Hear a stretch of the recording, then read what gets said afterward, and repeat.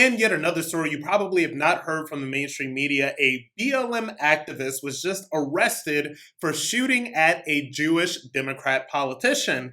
And then the local BLM chapter actually posted his $100,000 bond. Yes, that just happened. You probably didn't hear much about it. The activist's name was Quintez Brown, and this may have an anti-Semitic, anti-Jewish backing to it because this person, Quintez Brown, this far-left activist, is shown to have had ties to anti-Semitic organizations. So what we have here is a far-left BLM activist who is anti-Semitic, was likely just involved in a hate crime attempted assassination of a Jewish Democrat politician and was bailed out using $100,000 in BLM funds. This is crazy. This is insane. You probably have not heard anything about this because it does not fit the narrative that the mainstream media is trying to push. But when there was an op-ed that was written about this, there was an op-ed that was written about this, and it says, and I promise you,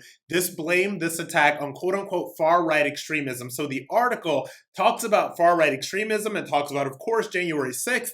It talks about all of these different things, and paragraph after paragraph after paragraph, until it gets to the end when you see that this was a far-left activist that tried to kill a Jewish Democrat politician. Apparently, this Jewish Democrat was not far left enough for the BLM activist for his liking. So this is completely insane, but the craziest thing about it is that not only that it's not getting any coverage, but when it is covered, they try to make it seem as if right-wing extremism, quote unquote, is the reason behind this. So what is going on right now, and what I think is very important to talk about, is this stream of anti-Semitism that you will see among a lot of these far left Black activist movements, particularly the BLM far left movement. There's a lot of anti-Semitism in there. And the idea that this is something that could happen and that this is something that could pretty much escape any real mention in the mainstream media